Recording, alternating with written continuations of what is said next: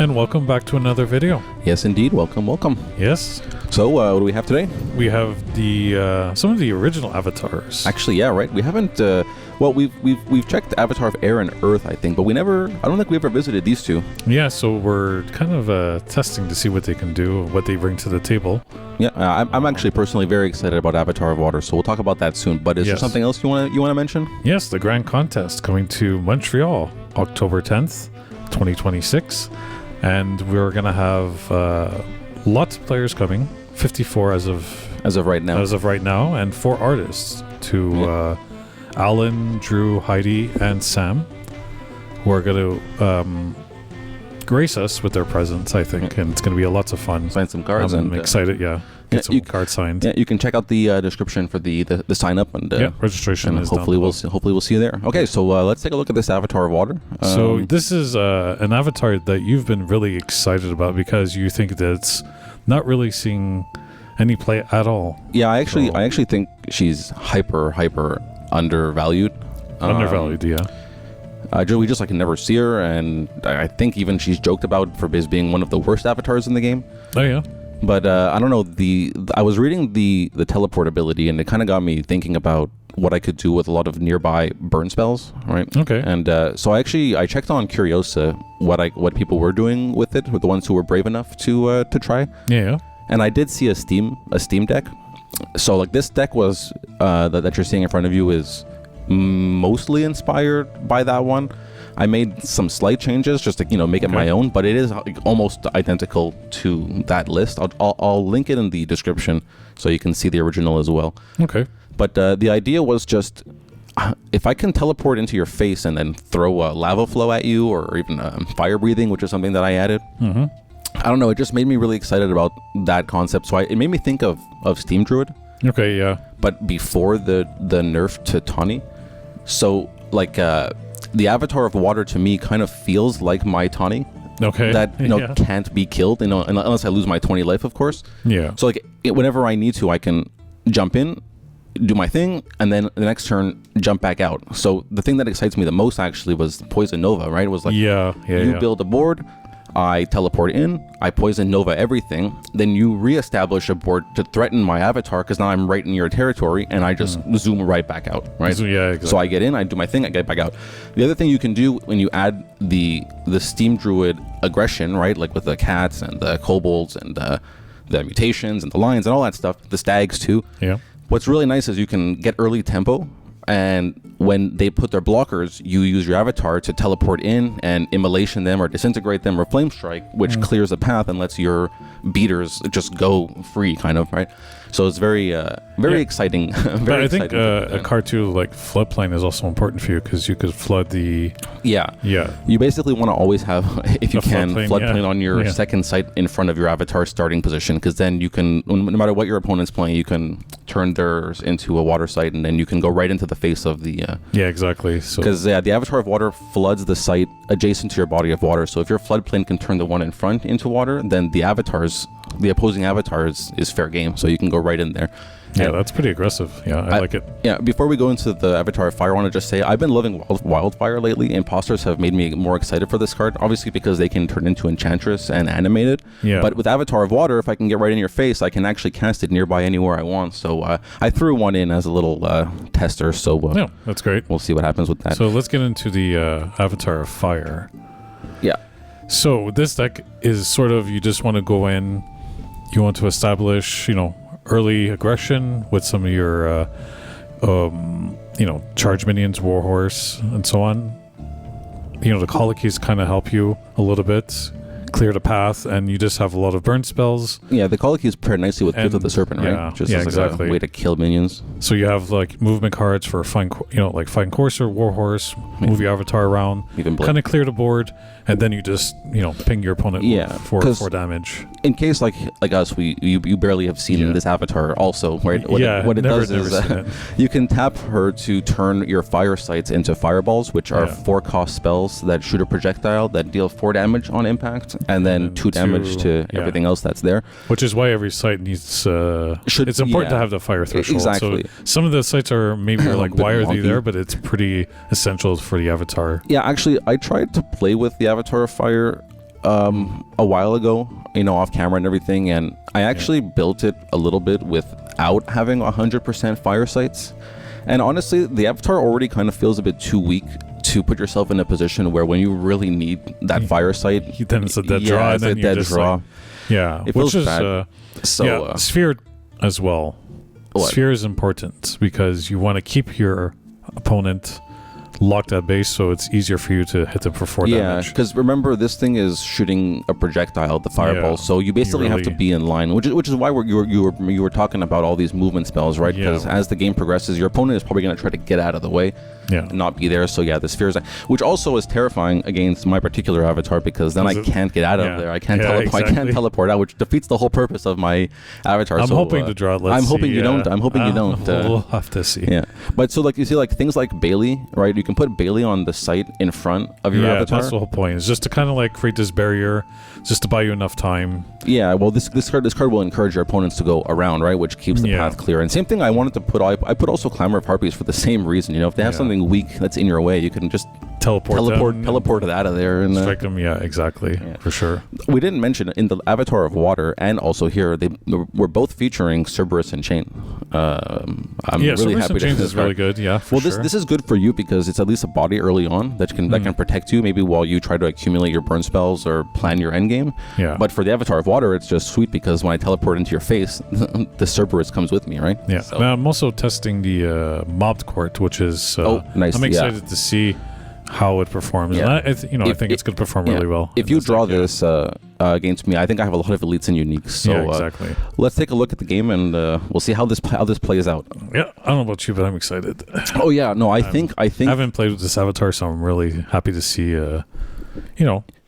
finally get its place on the channel. Oh yeah, well, it's time to shine. You talking about both of them or any one of them in particular? Both actually. Avatar of Water is just I always look at it, I'm like, eh. Yeah, right. A lot of people that seems to be the general consensus. So I'm really happy to see it. Okay, nice. I got my okay. So things are starting out good for me. I'm really happy when I see that floodplain. Like I was saying in the deck tech, right? Like you're so happy. Now I know for sure whatever you do, I can connect right to your avatar's face. You also gave me a little bit of a present by putting color out of space, but again, it doesn't matter in this instance because I'll turn that into a water site myself. Thank you very much. But still, whenever as I've been playing with this avatar, when I see my opponent play a water site, I get very excited because I know that it'll be even easier to teleport wherever I want. Okay, now I'm a little terrified because you got Cerebus and Chains. You could flood my ruins to come in and just be adjacent to me and then start attacking me for 5, and I'm like not too happy about that, honestly. I'm very happy about that, honestly. See, I have the horns, so I'm hoping that I can hit the threshold and start attacking hopefully at some point. We'll see how that does. But also I think we both have some pretty ideal plays for what we're trying to do because now, unfortunately for you, right, I can just teleport into that Bailey, right? So it doesn't work against me too much, but this is exactly what you want, right? Like, if I didn't have exactly a teleporting avatar and I was still playing this type of aggressive deck, I can't come in that front row and you open yourself up for your projectiles whenever you want to start shooting them at me. That's, I'm hoping at this point where I, draw, you don't have anything in the way, I could just start hitting you for 4. Yeah, what's also unfortunately can't kill your Cerebus. It's 5 power, but it's another reason why. It's a bit tough. Okay, so you see here, I used the floodplain to flood the Bailey, and I teleport right on top of you. Exactly what I was afraid of. A juicy 5 followed by a Colicky. Yeah, exactly.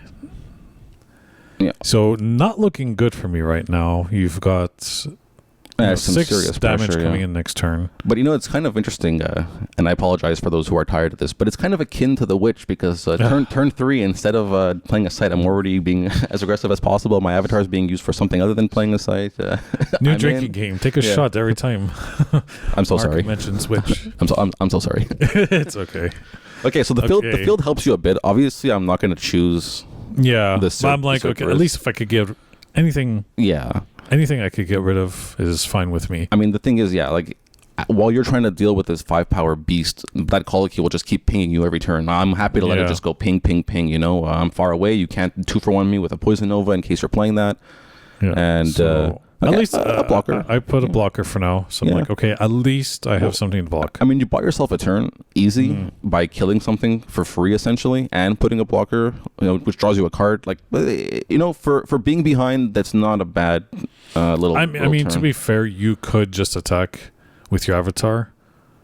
Sure, then hit me for 5. But I do want to do stuff with the avatar. I think I don't necessarily want to take that kind. I mean, look. I'm not sure what your thought process is. Well, the thing here is, at this point, but I'm just like, okay. Well, you'll see my thought process in a second. Yeah. So you know what? Actually, I'm thinking about it. Like, actually, it might even just be correct in the same vein that I was saying. Teleport, like establish tempo, teleport in, use a removal spell to clear the space for your blocker. Like, I can use my face as that removal spell. It's a good point, and it would be 5 more damage. But as you're gonna see here, I had a nice thing in my hand, which is why I'm so in love with this deck and this avatar. Because now with this Flame Strike, I teleport away from you. I get a perfect Flame Strike, kill your blocker, deal 3 damage, and I can still get my 5 damage. So I actually net 2 additional damage and remove your blocker. Thank you. It's very nice. It's very nice indeed. Not for me, no. I'm just... But I will say, though, that... Was it Horns of Behemoth? Is that what it's called? Yeah. Every time I play against it, against you especially... I always lose. I mean, this is a me problem, 100%. But I always lose track of the threshold requirement that it takes, and how fast it just kind of happens, right? It's funny enough though that like you're the water deck and you're the one that's being the aggressor and just. Well, it's that ye old steam druid, Ye old, yeah. I'm gonna keep referring to it like that because my avatar of water is my Tawny, is my pre-nerfed Tawny. Yeah. Okay, so you need to do something like right now or lose basically. So this is I'm like okay. There's a reason why I'm playing Lightning Bolt. I'm hoping to hit your Cerebus, I believe. Yeah. Because I have a Firebolt. So I'm like, worst case I deal 3 damage to you, but I need to get rid of that Cerebus and chains. It's just I can't. So you ended up working out perfectly. Flame Strike, so and then you returned the favor with your own Flame Strike. Yeah. So all right, very nice. So I have a bit of breathing room for now. Yeah. But I remember your deck being Steam. I mean, you're probably gonna have a charge minion at some point. I'm gonna try. I have 6 life. It's not looking good for me right now, but I mean, I'm up for a good fight. I don't quit. Yeah. The Oh yeah, I remember when you played that Lightning Bolt. I was actually thinking, please hit the Cerberus, because I knew if you didn't, the game would just be over. Yeah, and like no matter what happens from here on out, what had happened at the beginning with the floodplain and the Cerberus and everything, is exactly what I wanted to kind of showcase. And teleport away, Flame Strike. It's exactly what I wanted to see. So I didn't care if I won or lost anymore after that point. I just wanted the video to be good to use. So I was hoping for you that the bolt hit the Cerberus. So I'm you're welcome. You were rooting for me. You're welcome. So here is what I'm talking about. I lost track of the threshold requirement, and instead of flying away with my avatar, I chose to play a sight and develop a body. Yeah. And I think I'm just now vulnerable to that behemoth, so I'm just going to eat a huge 6. And all of a sudden, that Cerberus damage starts to get caught up very fast, right? Like, now you have the 6. I don't have a blocker in front of it. I have Immolation and Disintegrate if I find them, but other than that, dealing with this 6... I'm like, okay, Vindication. Well, that's right, yeah. Now, the thing is, too, is even if I choose to fly away now, you've already moved your behemoth, so you have another free 6 damage if you so choose on the floodplain the following turn that I'm going to have to throw a blocker in front of or something. So you're still pressuring and threatening me even if I get out of there, right? The turn to get out of there was last turn. So we'll see. Hopefully, I was debating at this point whether or not to crack the Vesuvius, but that's rude. Still deal another 3 damage. I'm hoping that you move your the Bailey. The hybrids. Exactly. I'm hoping that you move it over, but this is the value of the Bailey, right? Like not only can you use it to deter me away from your center line, but now you're going to push me into your Vesuvius. Like this is like really good positional awareness. I think this is like well placed. Yeah. So I'm just placing as the temporary rubble. Yeah, I think I'm hoping at this point that you stay there. I could hit with the firebolts, tap my avatar. Oh yeah, get attack with the behemoth, deal 4. Deal 6, and then an additional 4 with the firebolts. Then Vesuvius, so dealing 13 damage, getting you to door. But we'll see what happens. The gods, they gave me the Disintegrate. Of course. Well, hey, it's the same situation as that Lightning Bolt, right? At this point, well, the thing is, at this point, it's like, you only got 1 swing to my 2, so sure, I'm ahead 4 damage, but if I don't kill that thing immediately, like it's just, I don't know. Okay, so there you go. Goodbye. I see you later. I flew away. It definitely feels a little bit cheaty though. The fact that I could, I flew into your starting site, not to the Bailey site, but then the next turn I did. So it's a little bit cheaty that I can go into that Bailey site. Yeah. Because Bailey says can't move there on the ground. On the ground. And yeah, so and we checked to see if the Cerebus could actually teleport into it. Yeah, it can. Yeah, well, because the wording of the Cerebus is that wherever your avatar goes, it itself teleports. Yeah, it doesn't walk there. To be sure. So it's good to note that. Something we could have maybe mentioned a little bit earlier, but if you made it this far, now you know. Now you know. The more you know. So I'm forgetting at this point that I'm like, okay, I'm forgetting about the Vesuvius. I'm like, I should have maybe have cracked it. Maybe this turn you should have cracked it, yeah. And just getting rid of your hybrids, because now, honestly, I had forgot about that. You could just attack into it, now dealing 4 damage. Well, the trinket is extra, of course. So but so I'm like, totally slipped my mind. It's not usual because of the rubble. For some reason, I forgot that it was my site. That it was yours, yeah.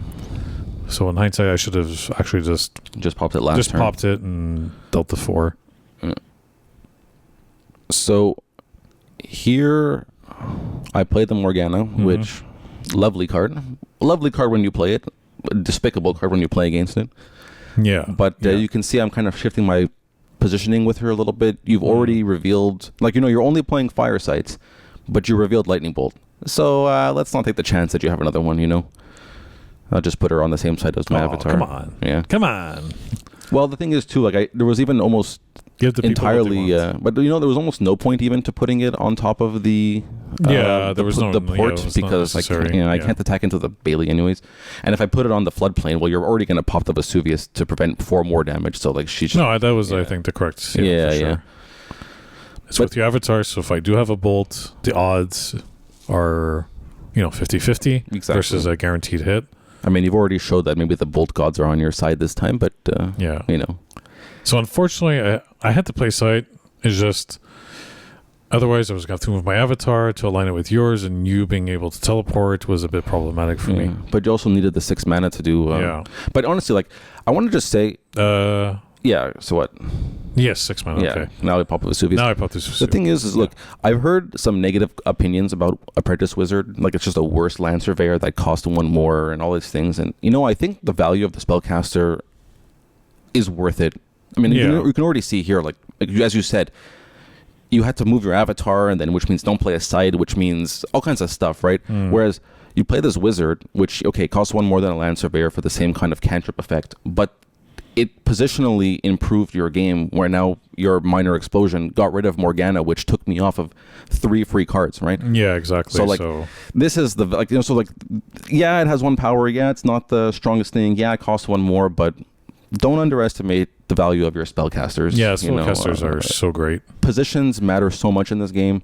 Speaking of positions, depth, you played the Saracen Raiders is actually really bad for me, because now my Pristine Paradise doesn't produce mana or threshold. Yeah, so you can see I think I'm even standing up while we're playing, and I just went straight for that site.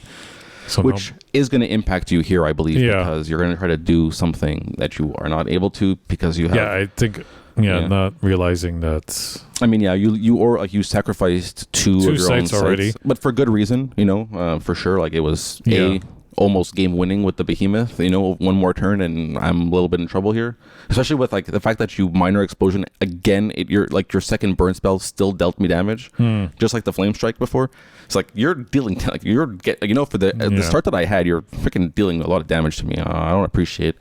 Yeah, unfortunately, I couldn't line myself up with you. That's the problem with the Avatar of Fire, is that the ability requires your avatar to tap. Yeah. If it didn't require to tap, then I think I'd be able to perhaps deal more damage. Yeah. Yeah. So I'm just, at this point, trying to find a way to perhaps navigate or just put blockers. Yeah, well, the problem that the fact that you couldn't get a blocker. The fact that you could teleport, though, is just so... But maybe you should have put... Okay, I put you to death. Okay, you didn't. Yeah, but either way, you would have got me. You would have killed me. I was looking at the phone, but because we didn't put it. So the Saracen attack on the Pristine Paradise puts you to door, and then the teleport ability gets you perfectly in line for the finish. Yeah. So now seeing the avatar of water, I'm really starting to like it. Go in, do your thing, go back out. Yeah. You know, built into a death door, and then get right back in for the. You can have like nearby removal spells, and I think it's just really has a lot of potential. Hopefully, this video will inspire some people to build some decks, and bring those decks to the Grand Contest. Because don't forget, October 10th, the first major sorcery event in Canada. It's coming to the only Grand Contest in Canada. Yeah. So you want to come, please support, come participate, come fight, come meet, come greet, come smile. Full day of sorcery, artists, animals. It's gonna be great. You get to meet us. I'll be hosting the event. You'll be one of the official judges for the event. That's right. And we have Patrick too, also as the judge for the event. And I will say I'm a lot better at remembering what the cards do when I actually read them carefully when I'm being asked a question versus pretending like I remember them off of the screen. So have no fear. I will read those cards carefully and I will judge as well as I can. And we'll have obviously we have the promos to give away. We have the prints that Chase has provided for the first place, and someone who's a community spotlight. Someone who stands out in the contest themselves, so you could possibly have a chance to win. Yep. And I think too, we won't say too much, but we're also going to have some other little goodie there that, I'll just leave it like that for now. Yep. And we'll see you in the next one. Yep. Take care.